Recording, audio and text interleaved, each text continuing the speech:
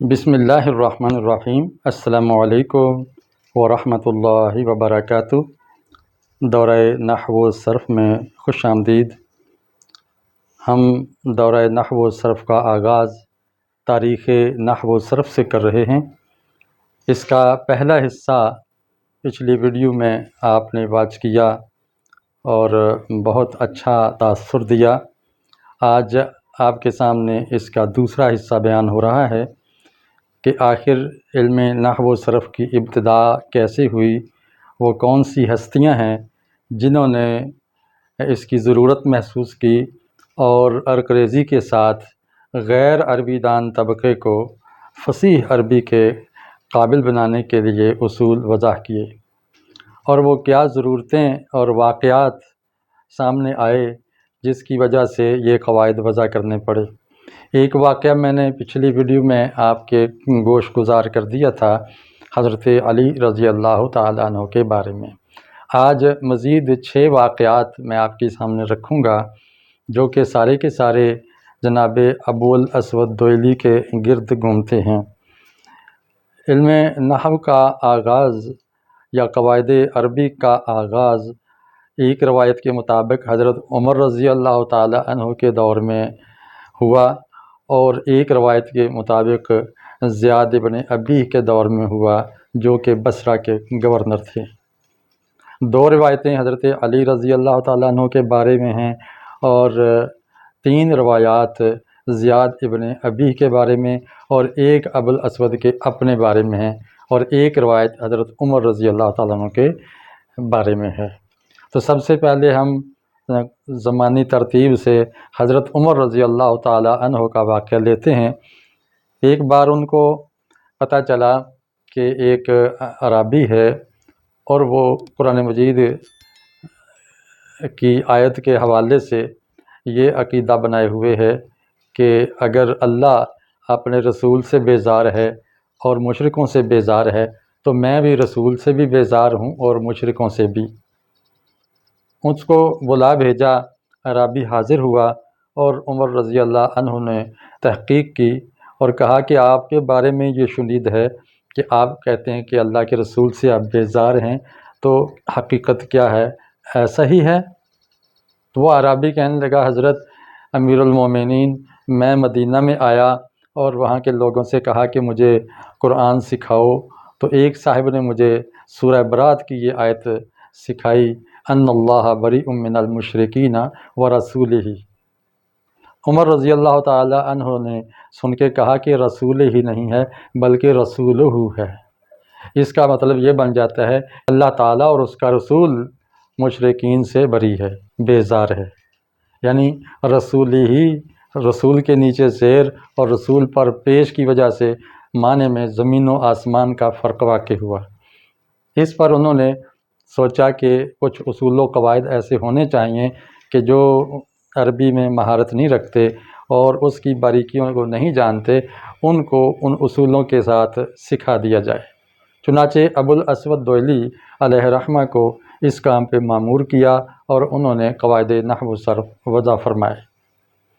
ایک واقعہ حضرت علی رضی اللہ تعالیٰ عنہ کا تو پچھلی ویڈیو میں سن چکے ہیں، ایک اور واقعہ آج آپ سماعت فرمائیں۔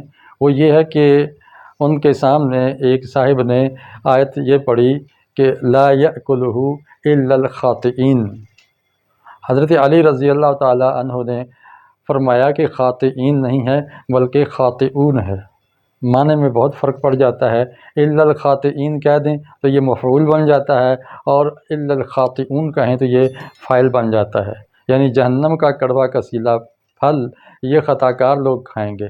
اگر خاطئین کہہ دیا جائے تو اس کا معنی ہے وہ خطا کاروں کو کھائیں گے، تو معنی تبدیل ہو جاتا ہے۔ علی رضی اللہ تعالیٰ عنہ نے اس پر کچھ قواعد خود وضع کیے اور اگلا کام ابو الاسود دوئلی علیہ رحمہ کے حوالے کیا کہ انحو علی ھذا النحو، اس طریقے پر آگے ان قواعد کو بڑھائیے۔ پھر ایک واقعہ یہ ہے کہ زیاد ابن ابی جو والی بصرہ ہیں، ان کے پاس ابو الاسود دوئلی آئے ہیں اور آ کے کہا ہے کہ جناب اجمیوں کے خلا ملا سے زبان عربی میں بگاڑ پیدا ہو رہا ہے، لوگ غلط پڑھ رہے ہیں قرآن کو بھی اور دیگر جملے بھی غلط بولتے ہیں، تو مجھے اجازت دیجیے کہ میں کچھ اصول وضع کر دوں۔ اولاً تو زیاد بن ابی نے انکار کر دیا، لیکن اس کے دربار میں ایک واقعہ پیش آیا۔ وہ یہ تھا کہ ایک آدمی اپنی بپتا سناتا ہے، مدد کے لیے آیا ہے اور کہنا یہ چاہتا ہے کہ میرے باپ فوت ہو گئے ہیں اور پیچھے بیٹوں کو چھوڑ گئے ہیں، تو آپ ہماری مدد کیجئے، ہمارا سہارا بنیے۔ تو جملہ وہ بولتا ہے توفی ابینا و ترک بنونا، یعنی بالکل الٹ بول دیا۔ جو ابونا کا تھا اس کو ابینا کہہ دیا، جو بنونا کو بنینا کہنا تھا اس نے بنونا کہہ دیا۔ اس پر زیاد بن ابی کہنے لگے کہ بھئی ایسا نہیں ہے، بلکہ یوں کہو کہ توفی ابونا و ترک بنینا۔ اس پر زیاد نے ابو الاسود کو بلایا کہ ہاں واقعی قواعد عربی کو ایجاد کرنے وضع کرنے کی ضرورت ہے تاکہ لوگ عربی تو درست بولیں۔ ایک واقعہ اس کے الٹ ہے، وہ اس طرح کہ زیاد بن ابی نے محسوس کیا تھا کہ لوگ قرآن غلط پڑھ رہے ہیں، تو اس نے ابو الاسود کو بلا کے کہا تھا کہ آپ کچھ قوانین وضع کر دیں۔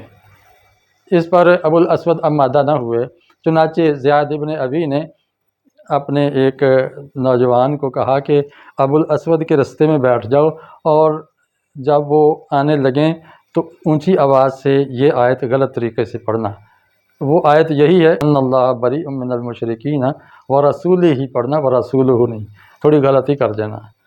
اس نے ایسا ہی کیا۔ ابو الاسود نے جب سنا اور اس سے پوچھا بھائی یہ کیا پڑھ رہے ہو، تم غلط کر رہے ہو، اس نے کہا کہ مجھے تو ایسے ہی آتا ہے۔